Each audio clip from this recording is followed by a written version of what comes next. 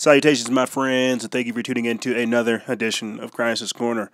I've titled this one Assimilating Existence because we're going to be looking at all kinds of strange things that allude to the fact that they are indeed trying to put a capstone or trying to put some kind of weird filter on our existence. They are trying to circumvent our renaissance, so to speak. They are trying to assimilate our existence.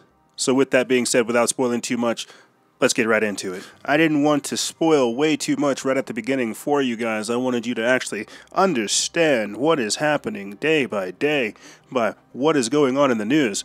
And this is something that we'll talk about on the show as well. Elon Musk and Mark Zuckerberg's new development into neural lace technology, or at least brain-to-brain or brain-to-computer interfaces, so to speak. But before we actually get into that, let's start talking about things such as frozen brains woken up and being transplanted into donor bodies, while we're also discussing how they are creating mini organs, mini brains that resemble 6-month-year-old children. Professor Sergio Cannavaro, director of the Turin Advanced Neuromodulation Group, is aiming to carry out the first human head transplant within 10 months, and then wants to begin trials on human transplants. If the procedures are successful, he believes that frozen brains could be thawed and inserted into a donor body. Hundreds of people who are dying or paralyzed have had their bodies or brains cryogenically preserved in the hope that medical science will be able to bring them back to life and cure their conditions. Although many experts are skeptical that huge organs like brains can be thawed out without damage, Professor Cannavaro said he believes that the first frozen head could be soon resurrected. Speaking to the German magazine he said he planned to awaken patients frozen by the Alcor Life Extension Foundation, which is based in Arizona. Quote, "We will try to bring back the first of the company's patients back to life, not in 100 years. As soon as the first human head transplant was taken place, i.e. no later than in 2018, we will be able to attempt to reawaken the first frozen head," said Professor Cannavaro. He goes on to say that we are currently planning the world's first brain transplant, and I consider it realistic that we will be ready in 3 years at the latest. A brain transplant has many advantages. First, there is barely any immune reaction, which means that the problem of rejection does not exist. He goes on to say that the brain is, in a manner of speaking, a neutral organ. If you transplant a head with vessels, nerves, tendons, and muscles, rejection can pose a massive problem. This is not the case with the brain. The head transplant gives us the first insight into whether there is an afterlife, a heaven, or a hereafter. They're basically curious to see what will happen to the consciousness after it's been severed. But the article goes on to say that, however, Professor Cannavaro admitted that there could be physical and psychological problems which come with putting a brain in an entirely different body. Of course there would be issues. You are putting your brain in someone else's body. Your brain that has been so used to your mannerisms, how your body acts, how your body is accustomed to waking up, this, that, and the third. You are putting your brain, your entire existence, your receiver for your consciousness into somebody else's body. There are bound to be some psychological and physical problems when you do these types of things. But this is where we're at. And not only are these types of things taking place, we're also growing brains in dishes. Yes, scientists have grown the first working mini brain in a dish, which could provide future treatments for autism and epilepsy. Yes, that's exactly where they would like to think that this type of stuff is going. They try to tell you that because they're doing this thrilling science, this lab-grown organ, that this is for autism. But they were able to grow a brain that formed into circuits that had the similarity of almost a 2-month-old baby in the womb. And we'll get into that later. We'll get into why growing brains and why they are trying to transplant brains into donor bodies and things like this, why all of these are important. Because what happens to life whenever you start looking at it as if it is just an experiment? What is consciousness if these people are tweaking and making these 2-month-old baby brains inside of petri dishes? What is life whenever we literally try to make it in our own image? Which brings me to my next point. The idea of them trying to make man in our own image, the artificial womb and the devaluation of man, and how scientists are trying to create an artificial womb. Now the ectogenesis concept, this is something that we've touched on very frequently in the Crisis Corner series, in episodes, in interviews, however, in videos, whatever. We are very familiar with the designer baby concept, with them creating I don't want to say it's the Ubermensch or the Superman, but literally creating the new man by devaluing the current man, by, as I said before, seeing the current aging model as a disease, devaluating us as life, dehumanizing us. They see it as an opportunity, these transhumanists, to come in with these types of technologies, with these types of things, and to create their own version of the human. Now, we're looking at a picture of just a simple lamb and what they would consider a bio bag filled with all kinds of amniotic fluid. But I can assure you that this is something they've been doing for quite some time now, that they have literally been growing humans, growing people. And this is something that we need to take in consideration, because they are making us seem as if we are obsolete, as if there is no value to life, because they can grow these humans, they can grow these men. Let's get into this article. I would definitely suggest you guys take the time out and go look at this. This is from Freedom Outpost. It was written by David Ruselada, and I'm sorry if I pronounced his name wrong, but it is called The Artificial Womb and the Devaluation of Man. It says, what are we supposed to make of the world in which we currently live? It's as if the very nature of what it means to be human is being changed right before our very eyes. Karl Marx, in his book The Communist Manifesto, wrote that one of his objectives was to dethrone God in the minds of men. Communism, besides being a failed economic system, was actually designed to attack the free will of man while breaking his connection to the divine. Establishing the state as the one and only God was his ultimate aim, and this is why we hate statists. This is why we hate people that say all of this other stuff as provided by the government is good, because this is what they're doing. They're replacing our God-given rights with laws, bills, and the Bill of Rights, so to speak. But getting back into this article, it says, looking at the world today, it is hard to argue that we are not close to realizing his goal. The normalization of transgenderism and homosexuality, along with the constant attack against the nuclear family, serves to redefine what we understand to be a civilized society. The feminist movement has contributed greatly to this end, as it was deliberately created by a communist propagandist, Friedan, in order to discredit the role of a mother in American culture. Sadly, we have reached a point in our society where the right to kill an unwanted baby is more valued by some than the miracle that being able to give birth represents. And as we continue to chug on into this backwards world, we move closer and closer to the day where human life will, in a sense, become obsolete and retain no value.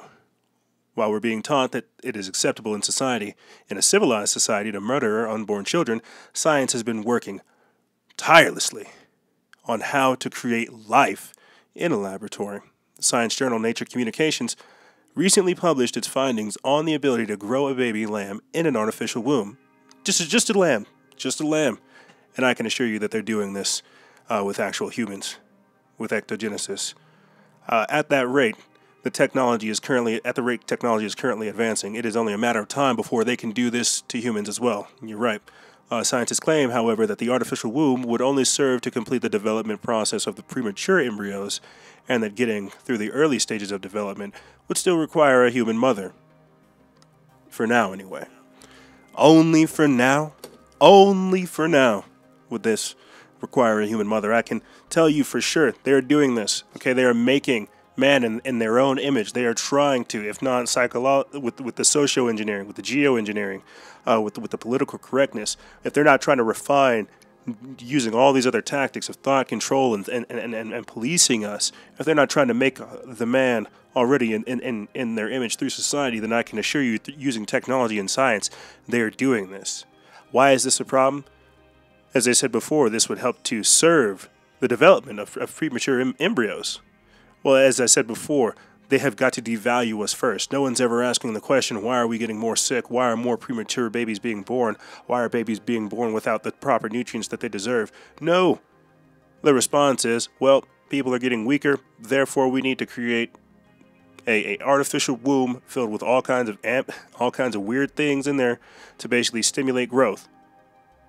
No one's asking the deeper questions of what that means. Ultimately, it means that they are devaluating us and dehumanizing us. But this is wonderful technology, so it seems, right? This is great. Well, these things are all going on. But one of the things that we're not necessarily taking the fact to look at is how we are systemically being dumbed down, how we are being brought to a state of subservience. And what is their greatest tool while doing these types of things? Facebook, entertainment, the media. Why? because it can entertain you, it can distract you, it can knock you off of your focus. And one of the reasons why we need to look at these types of things is because while they are literally trying to create a new man using these things such as ectogenesis, designer babies, and the artificial womb, they are trying to figure out ways to decode your brain, to put thoughts inside of your brain that aren't your own. But how would they do this? How would they have consent to give you this, to give you these types of thoughts? Well, one way to look at that is from them figuring out a way to translate your thoughts into text. You see, to these people, we're only just code. We're only just a formula, an equation that needs to be solving. These technocrats, these scientists, these people that are doing these types of things, they want to try to figure us out. And the only way to do that is to get more information, more data. It's as if not having all the access to the metadata and all the quizzes, the surveys, the games, and everything else that we play online is not enough information for them enough. No, they literally want to work on ways to create telepathy tech, for them to create brain-to-brain interfaces. Now, before I get into all of this, I think it's crucial for me to highlight the fact that I believe technology is ultimately mimicking everything else that we have access to. Being able to send someone a text is sending them a thought. What is deja vu? What is synchronicity?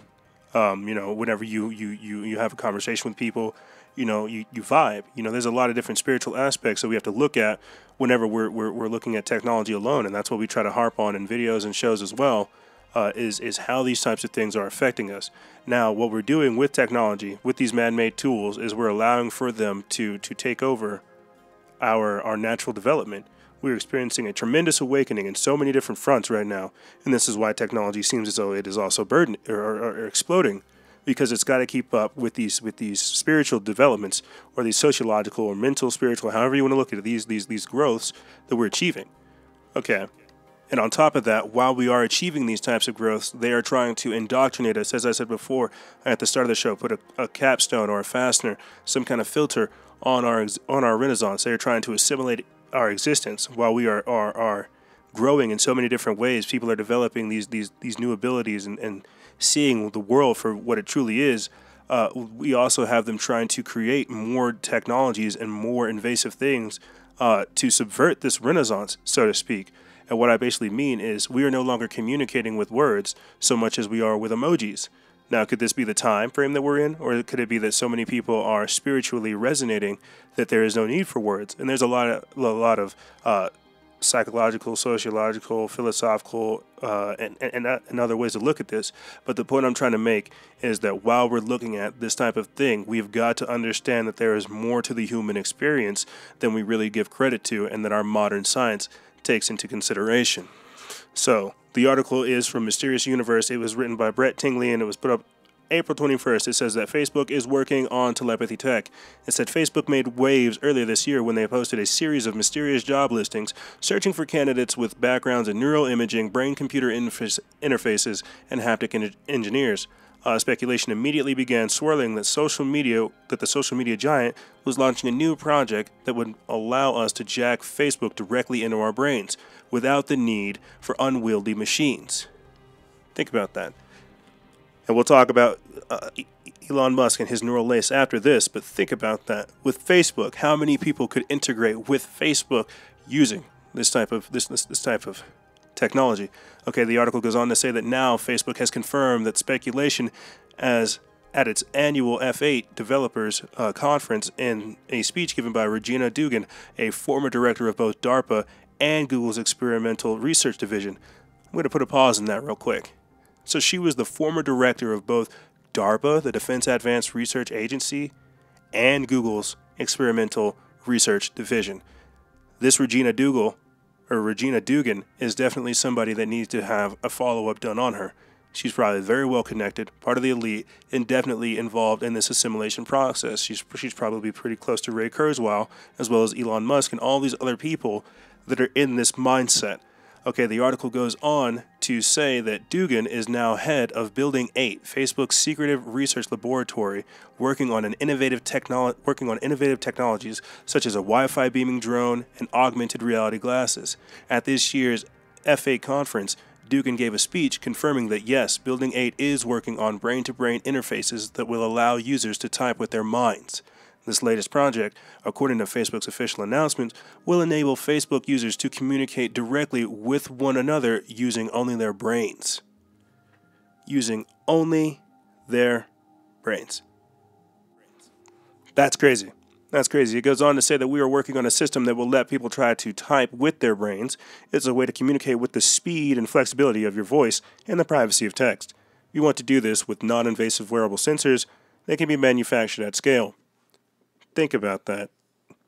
They want to they literally want to try to figure out a way to translate your thoughts in a text. They want to see what you're thinking at all times. They want to know. They want to have the technology to know. And whether or not this type of stuff actually does come out into the public world, into the public sphere, that's up for debate. But think about what this means by them actually talking about brain-to-brain interfaces.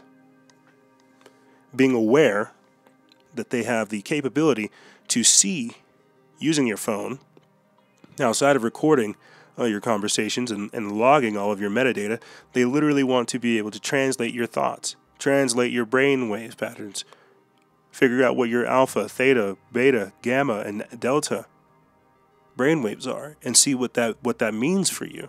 If that doesn't sound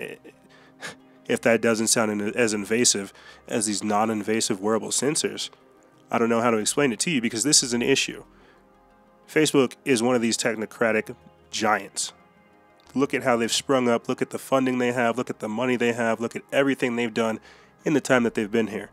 This Regina Dugan, she's been working with DARPA and Google, and she's now working with Facebook on this. This is the next step. This is where we're going. I don't think that people, hopefully people that are listening understand the intensity at which we're dealing with these types of things. Ultimately, this is a red flag. And I can tell you more why this is a red flag, because other people have already started working on these types of technologies. Other people, such as Elon Musk, have already begun developing this type of technology.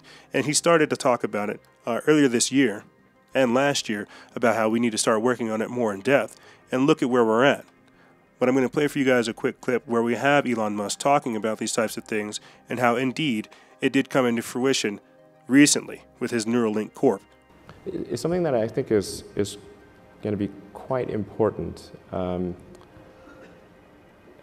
there's not, I don't know of a company that's working on it seriously is a neural lace. So going back to the AI situation, this is quite an important debate. Like if you assume any rate of advancement in AI, we will be left behind by a lot. And so then we could be in, like, benign, but even the benign situation, if you have some, if you have ultra intelligent AI, we would be, so far below them in intelligence that it would be like, a pet, basically. Pet, that's what I was thinking. Like a pet. Cat. Like a cat. It would be like a house cat. Yeah, it would be like the house cat. Right.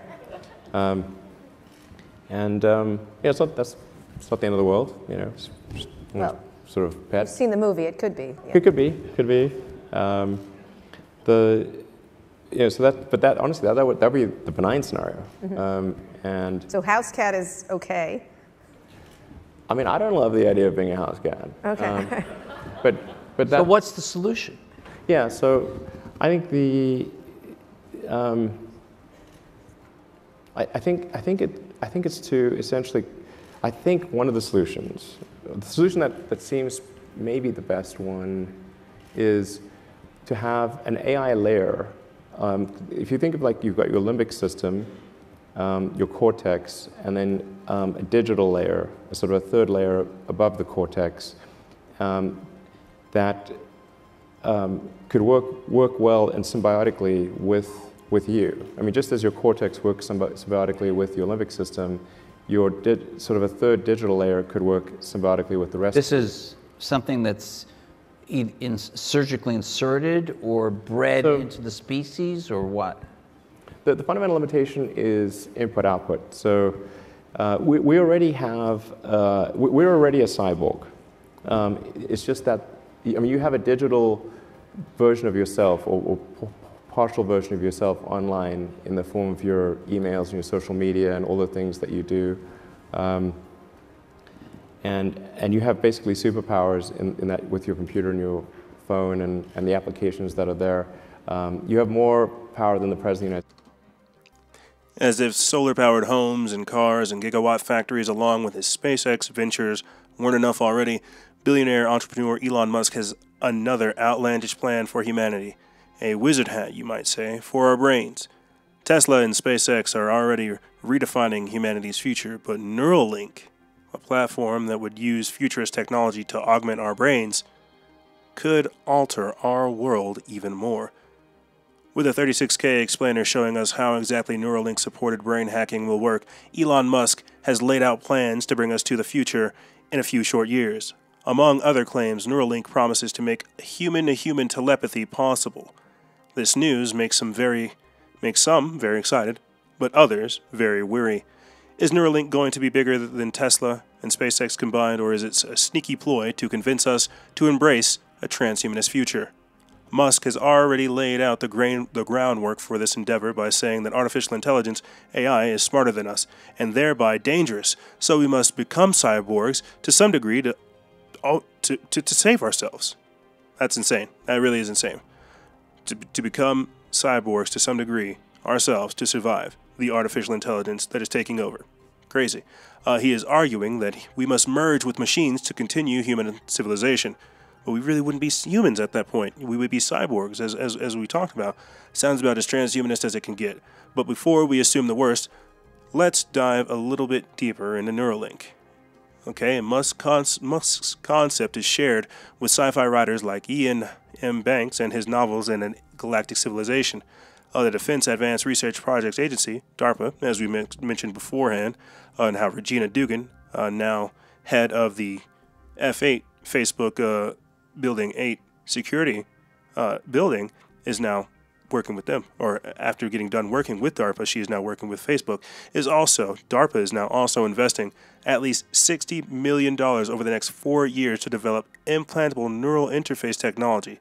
This program, called the Neural Engineering System Design, NESD, also aims to dramatically enhance research capabilities in neurotechnology and provide a foundation for new therapies, at least according to DARPA's website.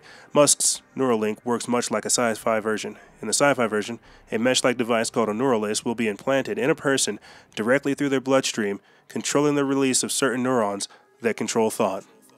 Now, picture this momentarily. Picture literally being able to download somebody's life, all right? Have it in a USB stick, and then you put that USB stick behind your ear, and you upload it into your brain. You uploaded somebody's entire life, or somebody's entire Facebook profile, and then you have all of that information, all of that caption, all of those hashtags, all of those pictures. You have it all in your brain as well. Now, is this your actual brain, or is this just more storage space? Does this interface with you? Do you download the wisdom? There's a lot of different things that we have to take into consideration with the concept of Neuralink. What this does. Clearly, the Defense Advanced Research Agency, or Project Agency, DARPA, they have already invested time in the neural interface technology. This is why they're creating this new engineering system. They want to try to figure out a way with the world that we're moving more into to have their hands around it, to invest in this cyborg reality, into this transhuman reality that we're living into. Okay, and so while we already have Elon Musk talking about doing these types of things, we have Facebook coming through saying that they will figure out a way to translate your thoughts into text. Now, that won't be, as I said before, it'll be a non-invasive sensor. But as we have right here with Elon Musk and the Neuralink, it'll be some kind of way that interfaces into you. Something that is implanted directly into them through their bloodstream that controls their brain, that controls the neuron, that controls thoughts. We're living in a world where they want to try to experiment on our experience. These people, all these things sound beneficial, and they'll try to figure out ways to advance therapies and have breakthroughs in medical sciences. While this sounds fantastic, we're not actually asking the real question as to why these problems have persisted and what other problems are now being presented due to the solutions that we thought we were creating. We're moving into a world where science fiction is no longer science fiction. It is now science fact. So whenever you have people who are trying to translate your thoughts in the text, take your brain and transplant it into a different body, when they try to promise you human-to-human telepathy via their platforms, via whatever they're creating, I think we need to take a step back and really look at what's going on in the world and what that means for the human experience. However, that's all I really have for you guys. If you have any questions, feel free to email me. I'll have it in the description bar below. Or, if you'd like to leave us a voicemail, you can do so at 843-900-6296. Stay vigilant, expose lies, and share truth. This is Noisera, Freedom Faction, out.